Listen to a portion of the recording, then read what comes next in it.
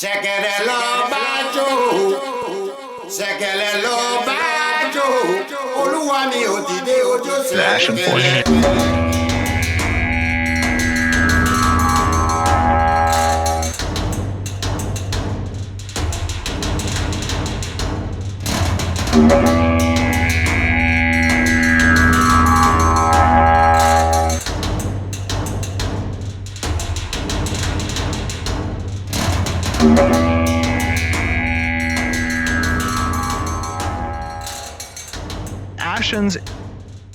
The Ashen Forge. Hello and welcome to the Ashen Forge. I am Phantom X, joined as always by Diggs and the legendary Neurotoxin. How are you two gentlemen doing? Doing good. Great. Good. Yeah, starting to get that lag again. It just throws me off. I'm hearing Diggs and then I see. We're good. I can hear you. Yeah, it's a video thing. It's because I'm doing it over internet. I still need to download Discord onto my new laptop. So, who got a chance to watch the video? I The live did. stream. I didn't. I was also like cooking and doing other things, so I had to go back and watch the tank video on its own separately, and then I suppose I should probably go through and watch the rest. But the tank video is probably the thing to kind of be talking about today. Before we, yes. So for those, or I'm sure everyone that watches us, but for those on YouTube who maybe later do not, Friday was, of course, the most recent live stream. And so Tank was gosh, they did what, an hour-long video, but then they re-recorded it and put it out because the original was apparently not very good. I didn't watch the entire original. I guess the audio and some other stuff were off, but yes, that is the topic of the day, which I'm very curious to see what the reaction is across Reddit, across the forums. You know, last week we talked about this preemptively. I posted that to Reddit, sort of seeing what everyone, I forget the title I used, but is everyone excited about the tank? And everybody was basically, nope. When Alpha 2 starts, let me know. This game's been in development for 6 years. There were a couple of people that were looking forward to it, but I'm always curious to see how quickly people's opinions change on a dime when they see something they actually like. I would anticipate there's a lot more positive reaction to this across the community as a whole. But before we get to the tank, there was one thing that I noticed that at the very beginning that I'm actually much more interested in than the tank, which was the UI. I don't know if anyone else paid attention to that. The journal portion of it. Diggs, No, I missed it, but I remember you mentioning it now. But yeah, I missed that. I wish I had taken a look back at it. So I'm very interested to see what you were thinking. And I think they briefly made a comment on stream about the UI, and actually what might have been one of the people that was in the group fighting, I'm not sure, about some of the changes. But the journal for the quests looks much better. Yeah. The quests are sort of divided into stories, and they have chapters, and you can kind of see the steps, but some of the steps were hidden. It just looked visually much better than what we've seen. Yeah, the quest log. Yeah, the quest log looked pretty good. I liked that. Yeah, which makes me, the mini map still looks pretty awful in my opinion, but it's probably a placeholder. But the UI looked much better. I was very, I don't know why that just I latched onto that, but I like the lore, so I like the approach that it's being broken into chapters and different portions. And anyways, I'm excited to see what that sort of translates into the crafting UI and the sort of recipes and everything you learn. So the last time we played it was still on Unreal 4. Yeah. And so, yeah, I would imagine, we're finally getting to start to see what the full rebuild and revamp, not only switching from 4 to 5, but then also everything they wanted to rebuild for new and different and better functionality going into Alpha 2. So not to hijack the tank discussion, but that was I was more excited about that than than the tank, because I'm not really going to be a tank. But anyways, we can jump into whatever, you want to talk about with the tank. There were several skills, I think, shown. The animations were different. They had the Warhammer. Is that they talked about changing Yeah, quite a bit of it. So yeah. It's kind of an interesting thing that they're doing with the tank, but I honestly wanted to maybe see slightly different encounters or something a little bit different, because it felt like a lot of what they had to do is wait for the tank to build up enough threat before everyone else could attack. And I'm thinking to myself, well, in a group where you don't have a tank, you just come out guns blazing to burn it down as quickly as possible. And maybe you don't need a tank because you just kill the thing instead of, having to waste resources, staying alive and healing, and then healing any AoEs or, shots on other players. It didn't really stoke confidence in the tank being like a super important sort of thing. I like the idea of maybe keeping aggro on one target and other players in the party kind of focusing on the ads or some other things, but it seemed like the tank itself was not able to hold enough aggro to outdo the amount of aggro that the damage dealers could just open up and damage with. So that seems like it's going to need some tuning before we get to Alpha 2. I'm not going to say anything. I know people are going to say, oh yeah, Steven sucks, blah blah blah. I don't think that's the case here. I don't think it's about his ability to play. I think it's just that there's still some things that the tank mechanistically needs improved to, it could just be changing a few knobs here and there and just a little bit of, some of the values here and there. Or it could be, something completely different that maybe it works in all other scenarios, but the demo that we just saw, for some reason, they had the perfect storm of things that would steal aggro away from the tank instead of the tank being able to go in, maybe get the first hit, and then everybody just start going in. And if it turns towards someone else, the tank can easily just grab it back, and it's no big deal. I did like that there's positionality. Wait. Sorry, go ahead. We'll get to that later. On his playability, and that is, I think Steven often likes to jump into stuff kind of unprepared, meaning like he likes to go into interviews not knowing what the questions are and things like that. I think it's not like he spends all day playing a tank. I think that, they got the tank ready enough to play. He's played it a little bit, but I think they just grabbed and went somewhere interesting to fight some mobs, and that's just pretty much the real reaction to him of just playing. And I don't know why we would be expecting him to be super good at every single, right? When he plays the cleric, he's not going to be super good at playing a cleric either. And that's kind of okay. And I think he likes that it's kind of okay. He says it's a persona, and I don't think it's really that much of a persona necessarily. I think that is the way he plays.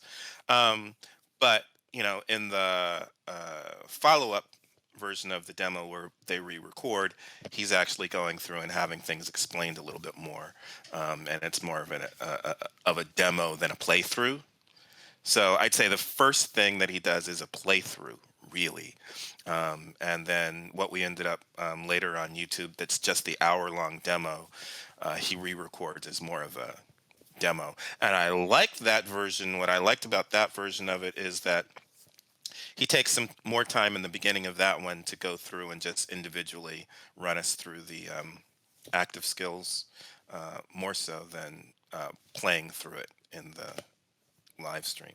I mean, we're just having fun, right? So it doesn't matter. He doesn't have to be super good at every single primary archetype. It's okay. No, I agree with you. He doesn't, but that's actually kind of reinforces my point a little.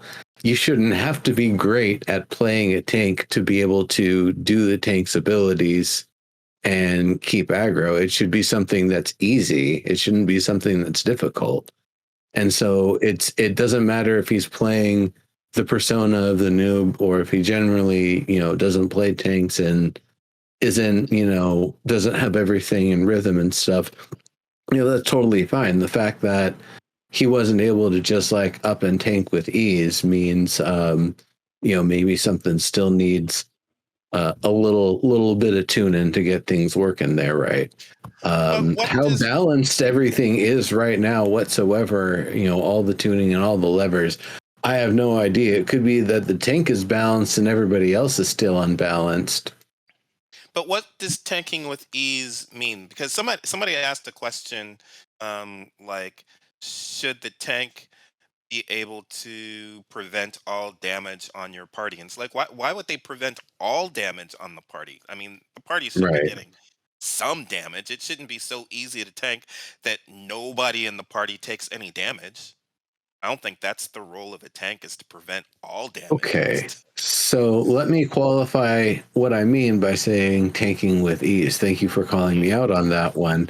By that I mean being able to do the normal thing where you use your abilities as you're supposed to, but instead of having to do the whole dance where you go in and build a bunch of threat before anybody else can even attack, and then even after that you're still potentially going to lose aggro, that's the part where it feels like either something is mechanically wrong and you need to be just playing things like super precisely to be able to make it work right, or that it's perhaps just not quite configured in a way where somebody is able to go in and use the first ability, everybody starts attacking, use maybe one or two more abilities, especially with the courage system, which I would hope would help reinforce aggro grabbing,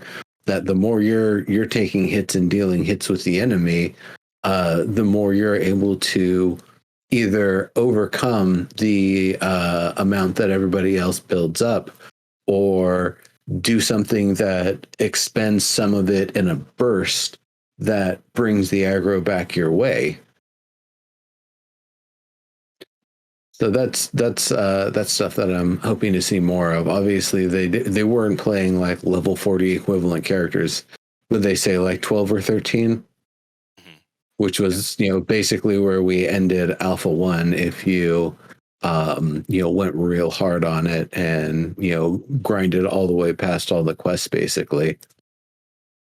Yeah, and I think that was one of my disappointments, or like the first disappointment in the video, is that it's only 12 to 13. I would like to see some augments at some point, like, so get us to 25 at some point.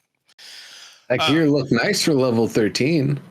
I just I think if you're gonna rehash the tank, give us something that we really haven't seen leading up to Alpha 2. It just gives me, again, we're not getting augments yet.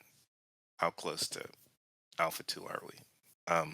But yeah, keep going. So I'm wondering what you thought about the individual active skills, and also what you thought about the order that they were set on the hotbar, if you thought about that at all. I didn't really think too much about the order. I figured that was either the way that you simply, click through to unlock them, or it might have been a configuration that, maybe Steven or somebody else set. Obviously, it's the sort of thing where, based on what the ability does, what the timing of it is, how you're going to use it, the being able to toggle grit on and off. I would imagine you'd want to have that in the close area, like your 1, 2, 3 range. That's the sort of thing that, maybe would come to mind, but without really like sitting down with all the abilities on a chart and starting to like draw out where I would think everything should be. I can't really say that it was, optimal or suboptimal in any particular way. Well, did you have a particular thought on it? Somebody in the forums was mentioning it. So they did a screenshot of each of the tooltips. And then they said, but I'm putting it in the order that makes more sense. And it seemed to be what he thought would be used most frequently or something. And I was like, I don't know. It seems like what I saw in the video made sense in terms of where you'd have stuff. We would really need to know the cooldowns, I think. Um, like analyze those, how often we're going to be using stuff, I would think. But I was just wondering if somebody more detailed in that stuff. I just go by feel. But someone who does more logical breakdowns might have a different opinion. Yeah, and kind of going to the thing, I don't know if we even mentioned it or not yet, but the fact that abilities weren't all there that we saw from Alpha 1, that we saw some new and different abilities, that's the other part that makes me wonder, well, they might have just been, putting together a hotbar that focuses on these particular abilities. I don't know if the other ones are still around or not. I kind of hope, actually, that there are a lot of abilities that each class has access to, that each archetype has access to. So what you're filling your hotbar with isn't it isn't just like, well, here's the 8 that your class has and whatever augments are like, here's the 8 of the 10 that everybody uses. Sorry for those other 2. But 16 or 20, so you can like really specialize and kind of focus in different ways. Like you talked about the idea of the fire wizard or the ice wizard or something like that as like, an archetype for a character that you'd want to play. So I definitely would see somebody wanting to have enough ice spells and like maybe some like wind and lightning and stormy sort of spells to go with it, to reinforce that sort of archetype and character. Yes. And, with that, you'll then figure out the gear and the augments and the strategies to make it work with your team. It could be that some of the abilities and some of the synergies that you're going to get from using those things overlap with these characters this way and these characters this way. So, kind of where and when to put them down. And, either set things up for your buddies or finish the combo that results in a stun or whatever other effect. Yes, and I did feel like what we saw here in the hotbar kind of did focus on the aggro abilities, or maybe there's an aggro school in terms of what we'd see in the augment section. So yeah, this seemed to be focused on aggro, and we would hope that there's some other stuff that might focus on maybe even more mitigation. Um, what was my next question? I had another question about, was it about aggro? So we're holding aggro. I think it might have been about that Aegis, which is the shield that causes damage to the tank. Yes, you take away the damage that the party's going to get for, I think it was like 50% unmitigated damage that the people behind you are going to get. And you just take it right in the face. But the intent is you're using your mitigation, which is hopefully going to be higher than theirs. So this brought up kind of an odd idea for me, is the all-arounder leather tank, or having potentially in a raid or some sort of group, one person who's configured with plate and one who's configured with cloth, so you can try to provide the different sort of protections necessary for the sorts of things that you're fighting. But I like that you're using the tank's mitigation. So if everybody else can shrug off most of the damage by wearing stuff that's more magic resistant, and you have the tank just wearing something that's mostly physical resistant, when the part comes where the boss starts stomping the ground and everybody starts just taking earthquake damage of some sort, even if you jump, that's the sort of thing where the Aegis would really help. You would pretty much be the one taking the physical damage because you mitigate it the best. You're going to be taking a lot of the edge off the rest of the party. Now, I suppose the other part with healing, we did see people go down.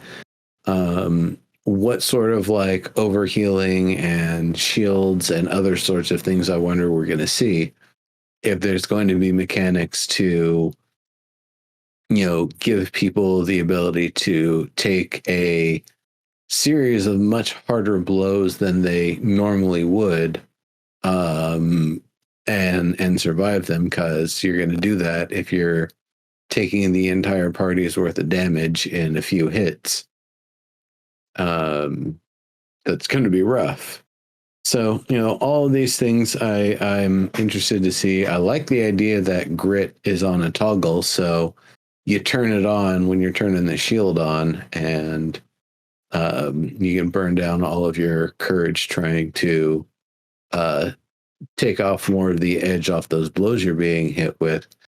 Then when it's time to start moving out of the way, because now things are falling from the sky and there's red rings you've got to get out of the way from, you turn that grid off because you need to run. And that mobility restriction is going to get you squished.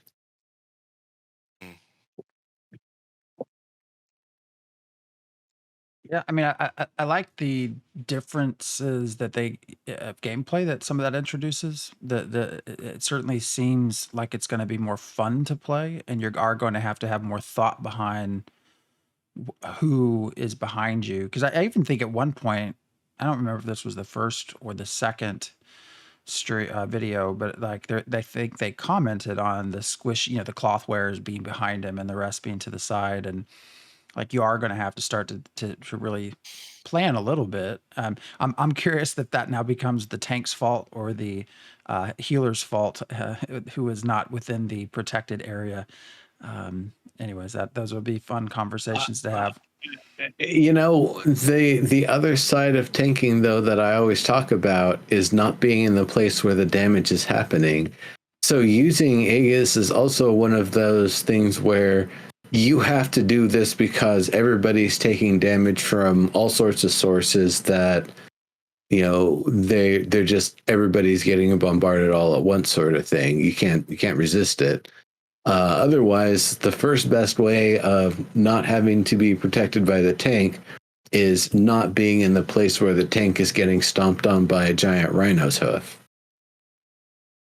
Yes. But I do kind of like it. Instead of don't stand in the fire, do stand behind the Aegis. Maybe a little bit of both.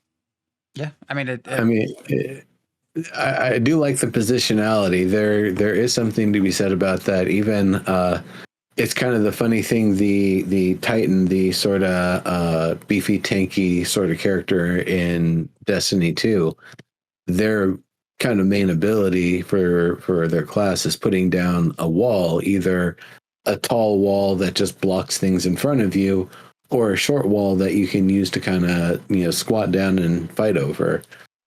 And you'll get various bonuses for squatting down with that one. And then one of the types can also give everyone a shield when they do that too. So it's pretty useful.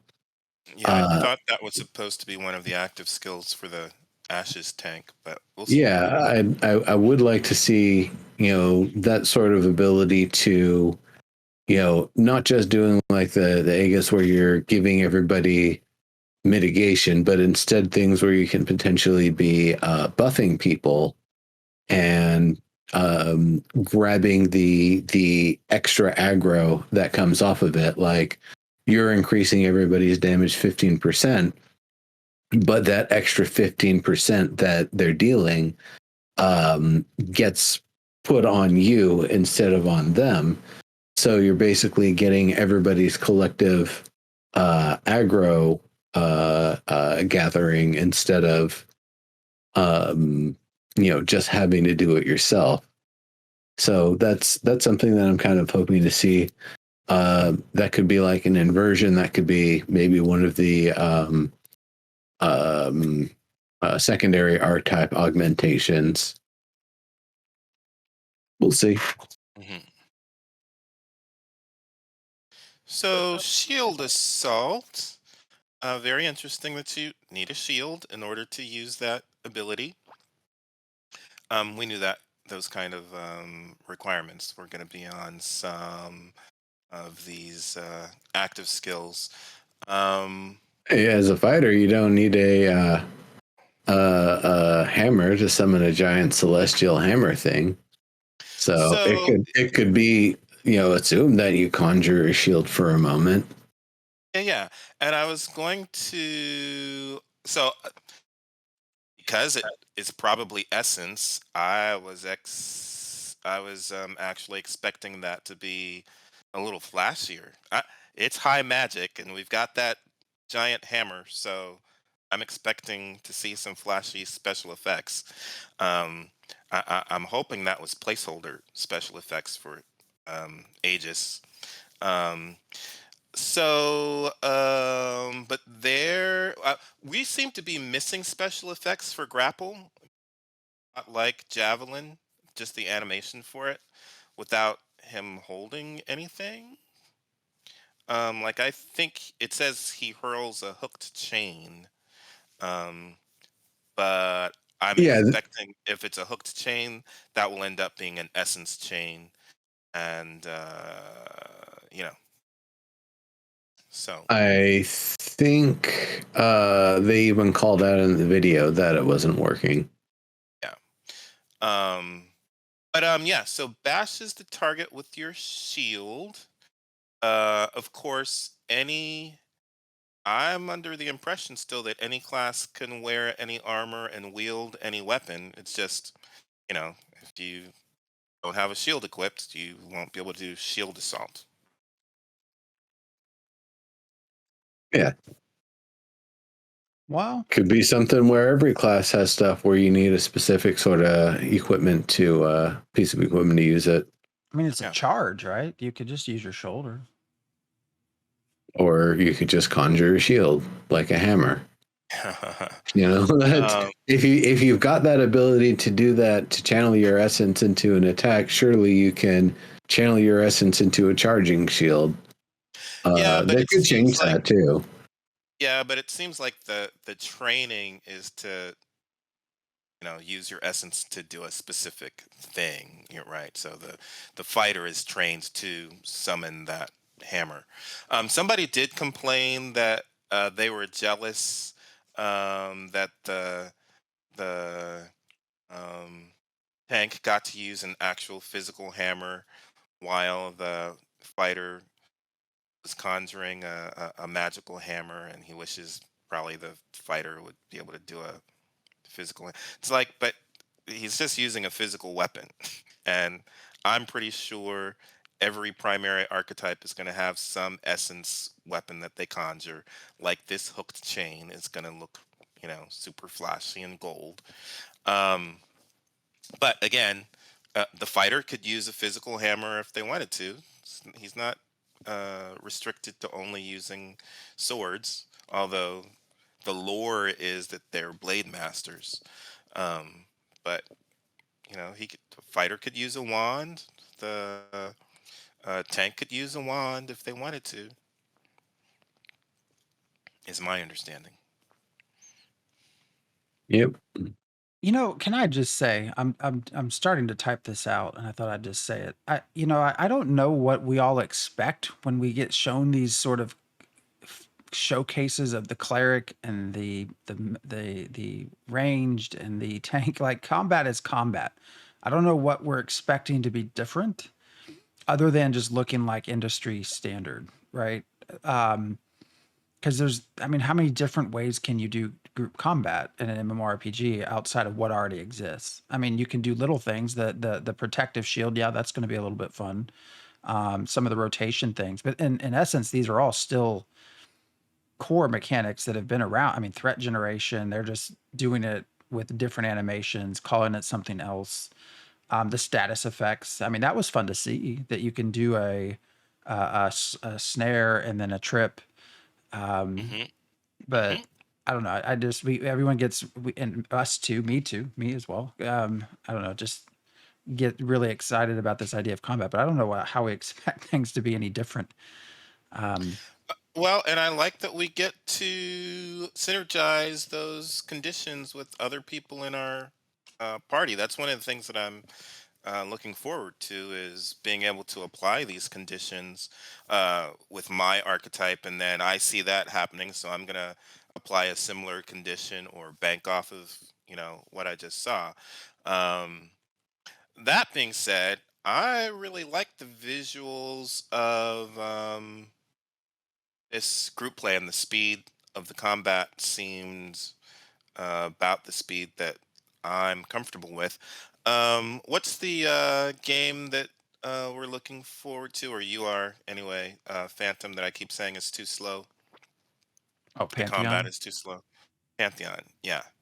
Well, I feel like It's you, like EQ slow. I really just liked the way the group seemed to move, and it seemed to be real time, and they weren't waiting too long to, you know, swing or do whatever they were doing.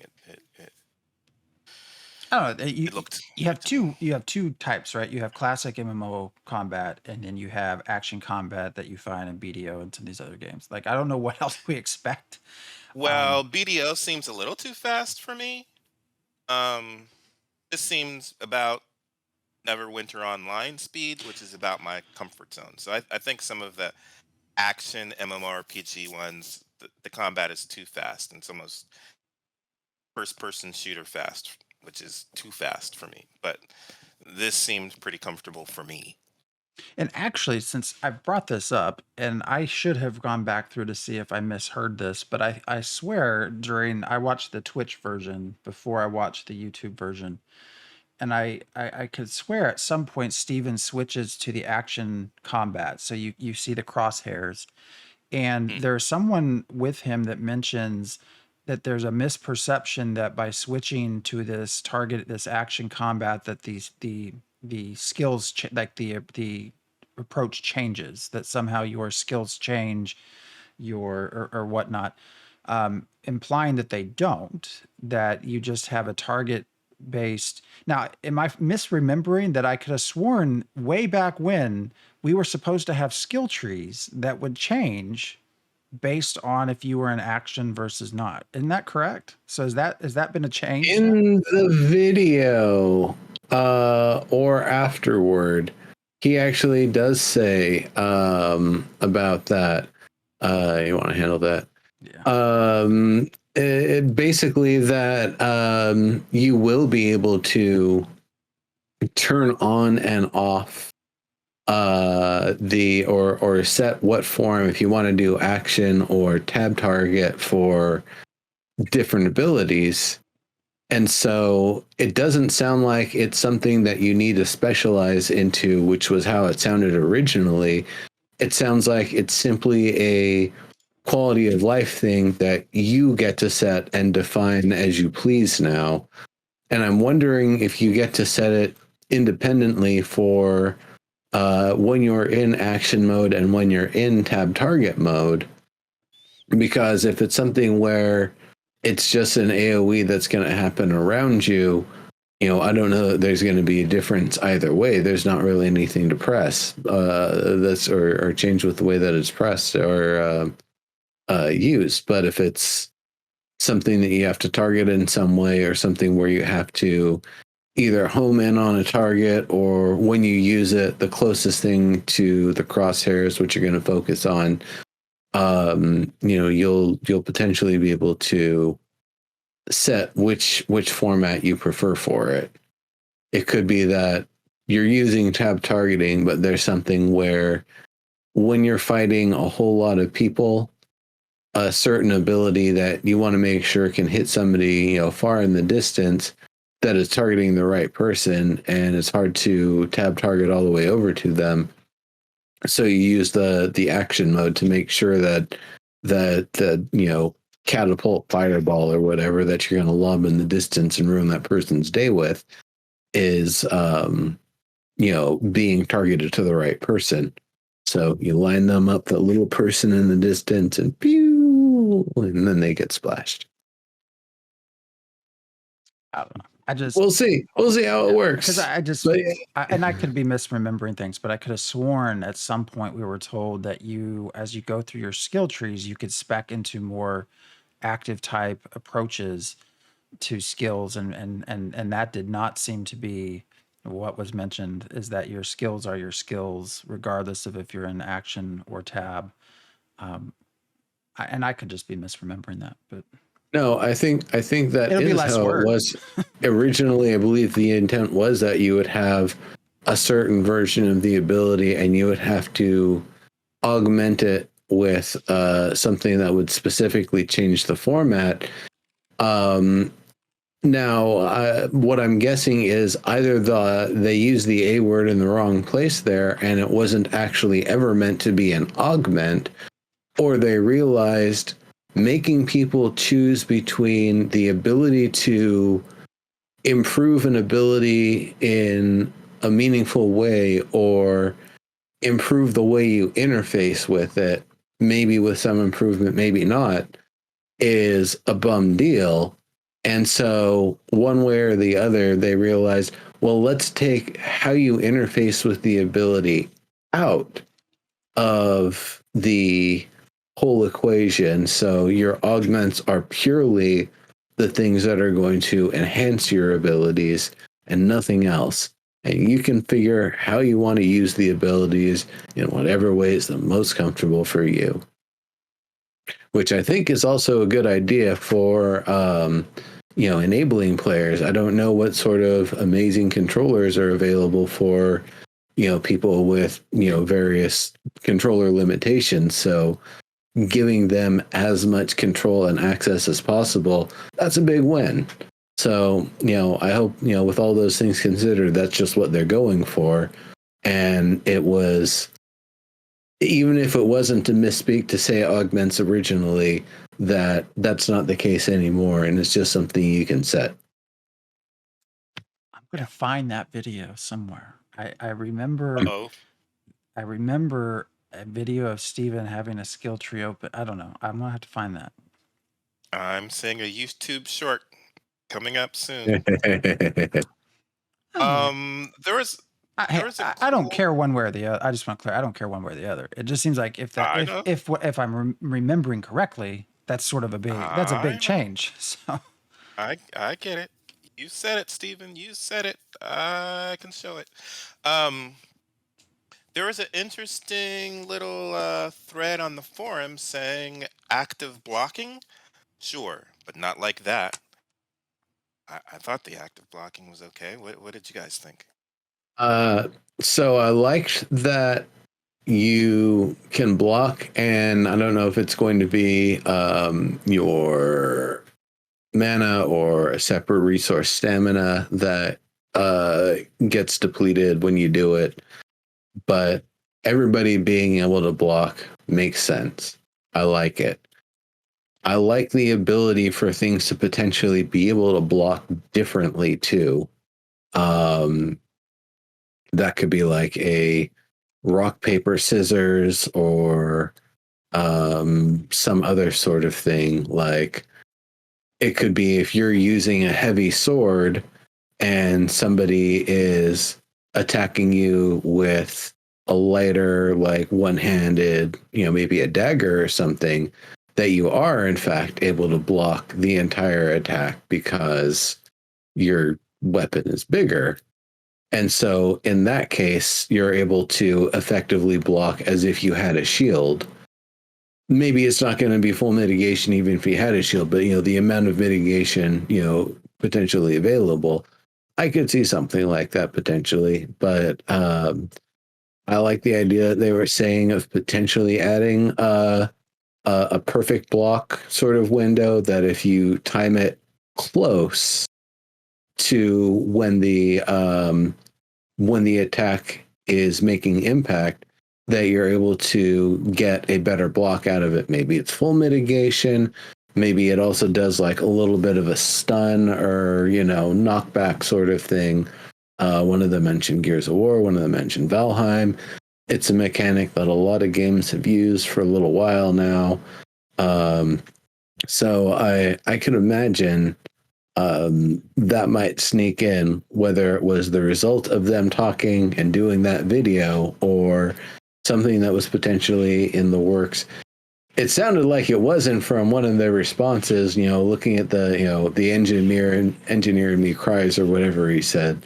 But I could see them adding that, if not now, at some point in the future.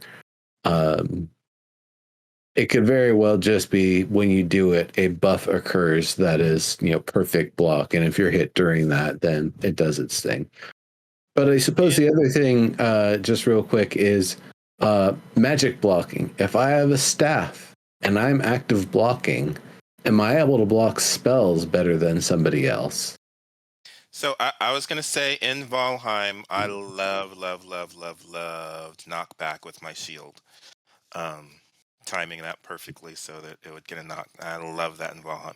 I was thinking about not a staff, but what happens when you block a greatsword with your wand?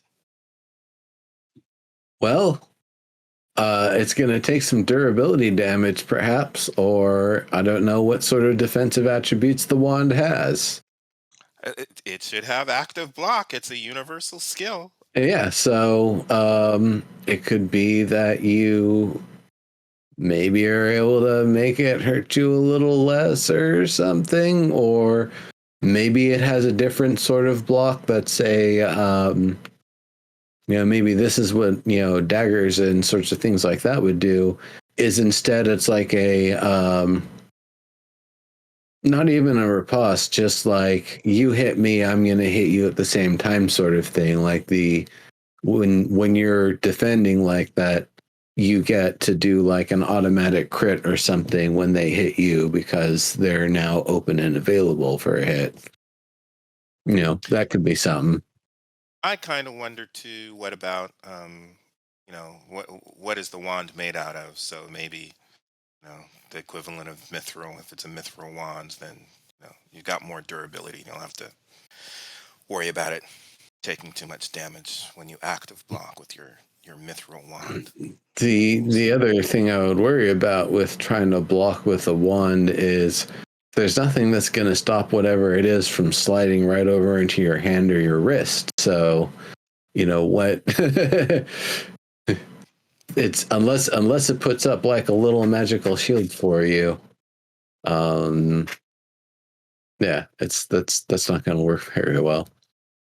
We'll see. I mean, I can think of like if you're going to do like an Eskrima style block where you're like coming in with the wand and your hand to like stop the attack with both hands and then kind of grab them and kind of wand slash across or something.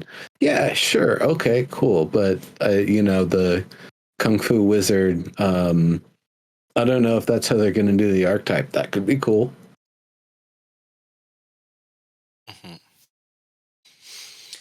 Well, compared to the fighter, pretty much because I think we didn't see a lot of essence effects, it didn't seem to be overly flashy to me.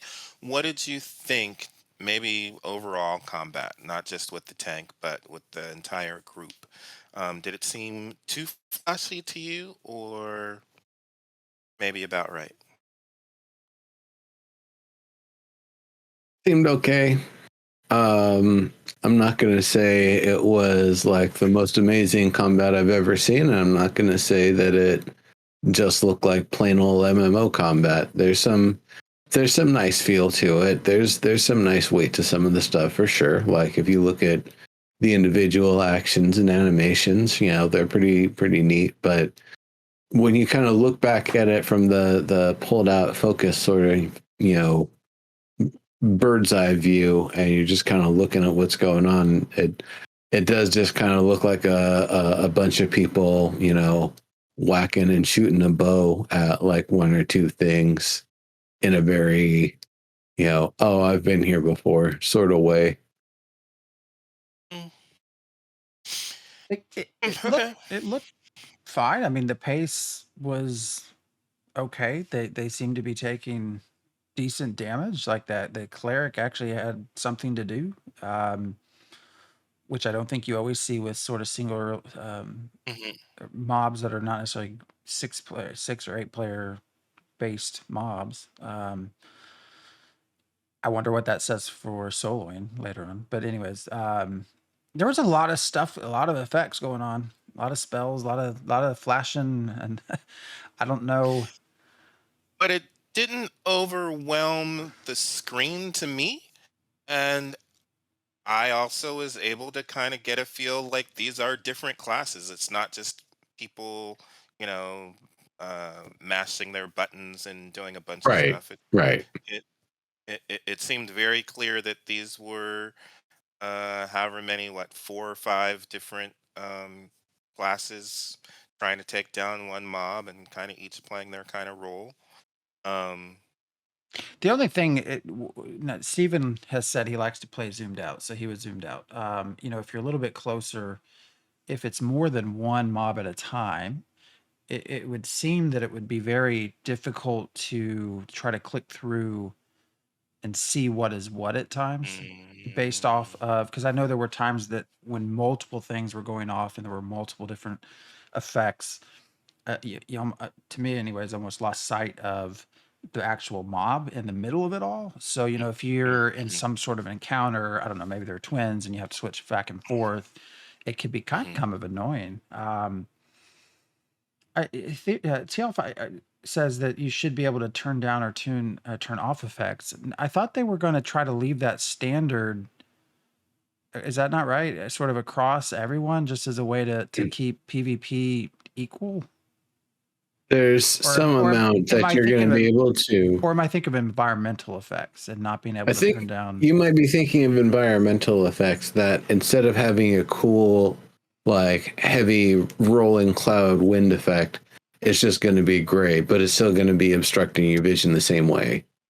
I would imagine, you know, if they want foliage to actually be something that matters for everybody, it's something that they'll, you know, make maybe semi rigid or something, or, you know, use a cheap version for lower settings. But it sounds like foliage is something that they wanted to be able to let people turn off or otherwise make less dynamic in case it hurts performance. I just I don't know. It looked very flashy at times. Yeah, I guess you just have to get in and see what it's like. But Mhm. certainly, it seems to be very easy. Another part would be PvP. So if you're trying to switch between two different characters close range, I could see where it could get, especially if you're in action combat, like that cross better be very easy to see and not get lost in all that, like neon green in the middle of your screen. Mhm.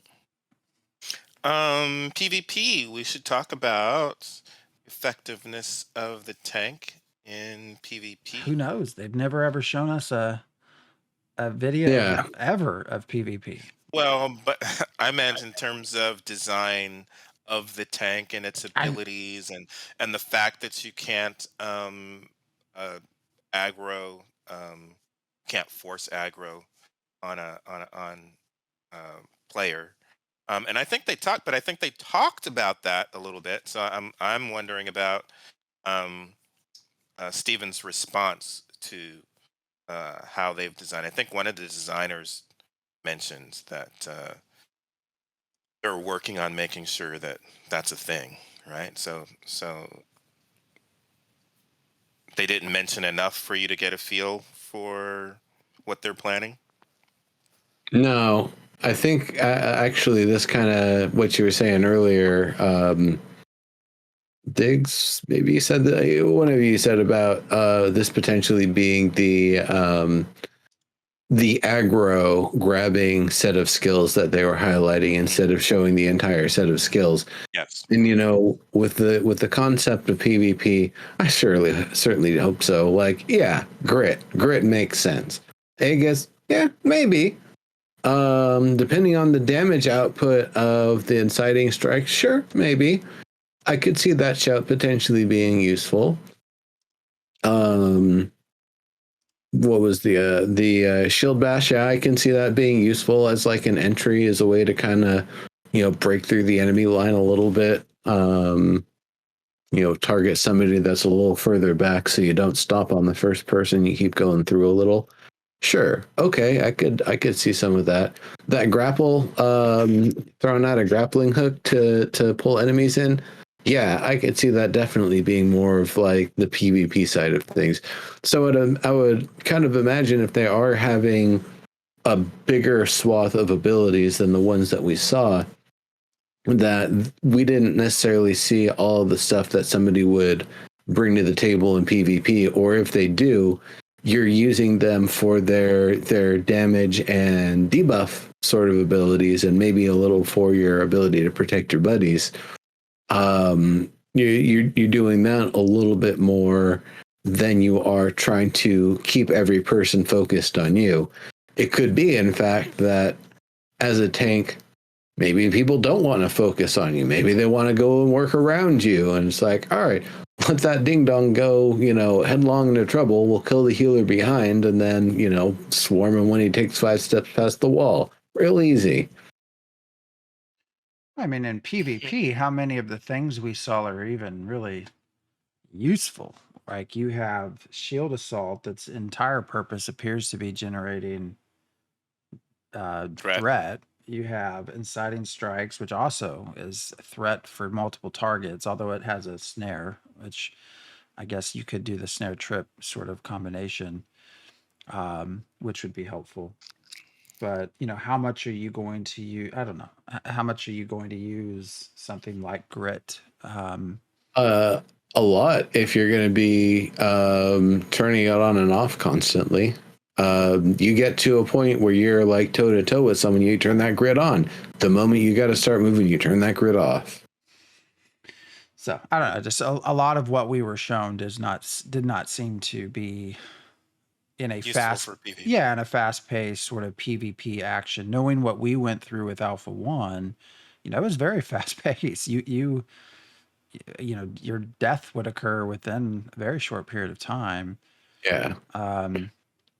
What? No, I think it's the damage and debuffs of it is what you'd be using. You wouldn't be focusing on the other parts of it. Aegis, however you want to say, Aegis, in a raid, in a PvP large group. I mean, there's so much AE damage. It's like how I'm just curious how quickly you could take down a tank, because you see there's 6 people behind him or her, and you just lay down a bunch of AE.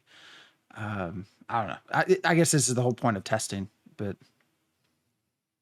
Well, it could also be that part of doing it right is you don't stack 6 people behind a tank when they do that. You only keep it to 2 or 3.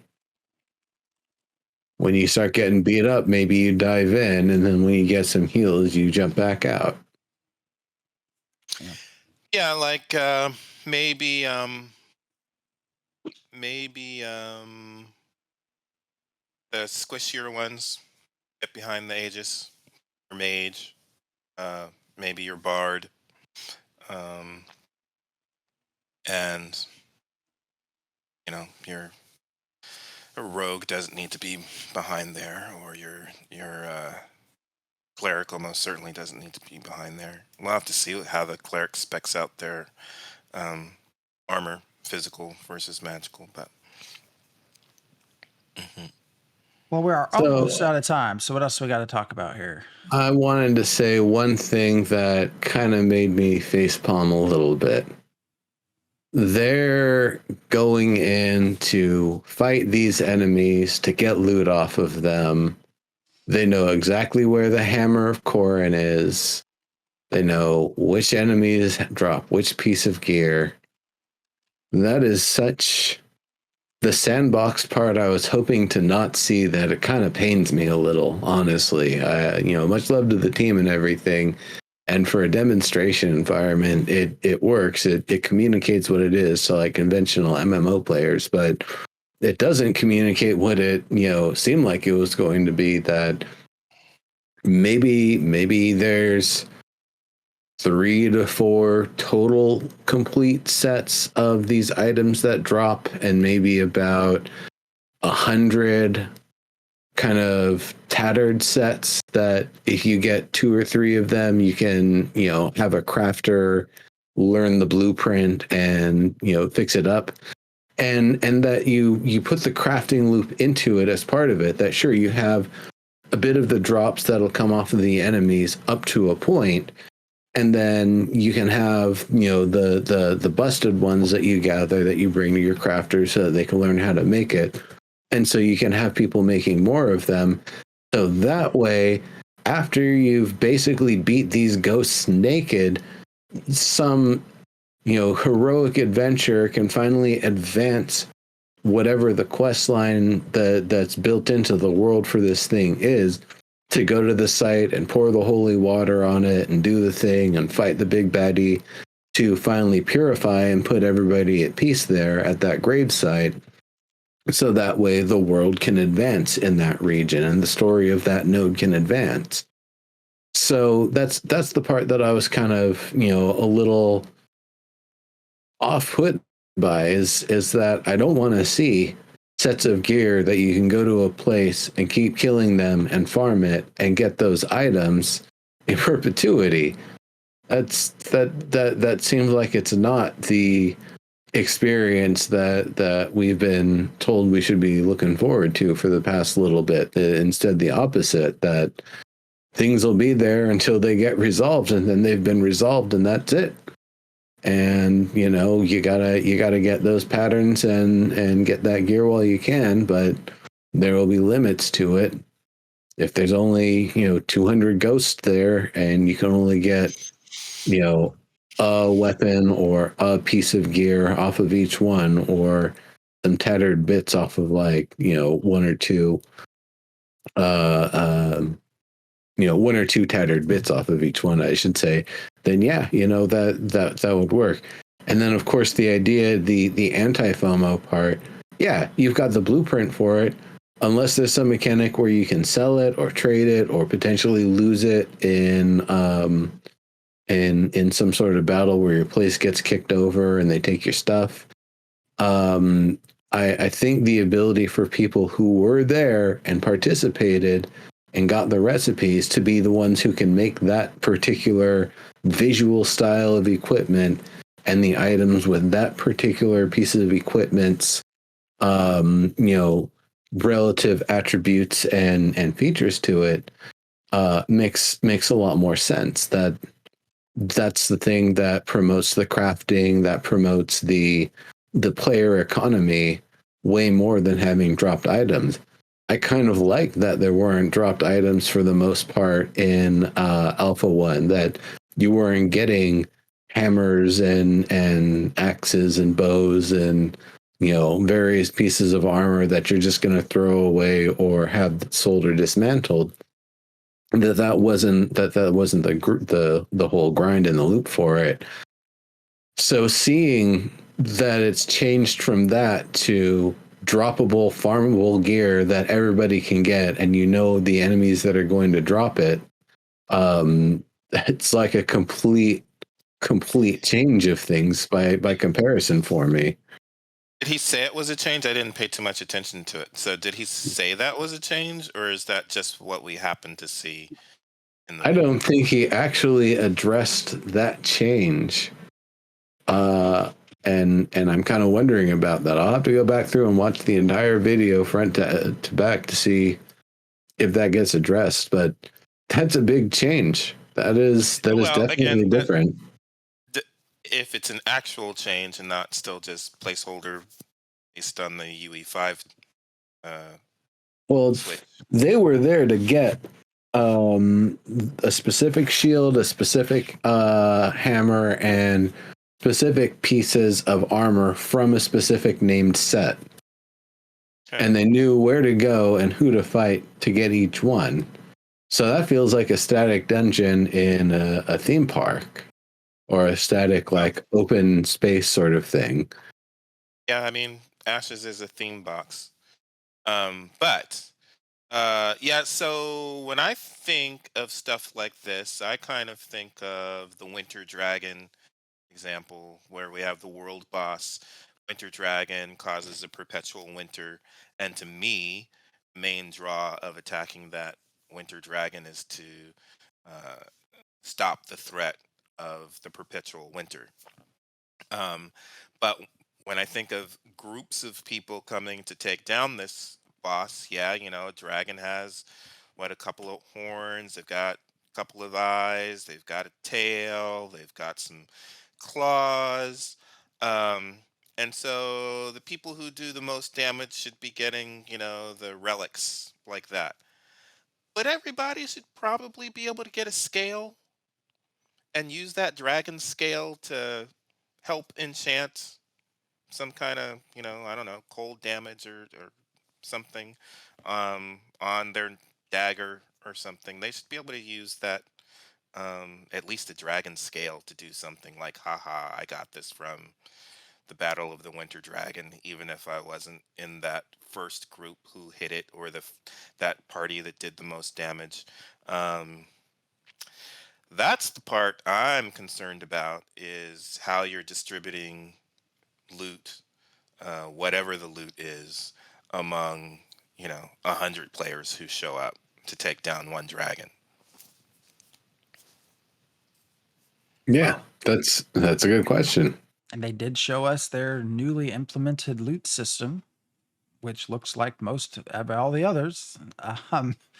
Although Oops, I switched to Ninja Loot.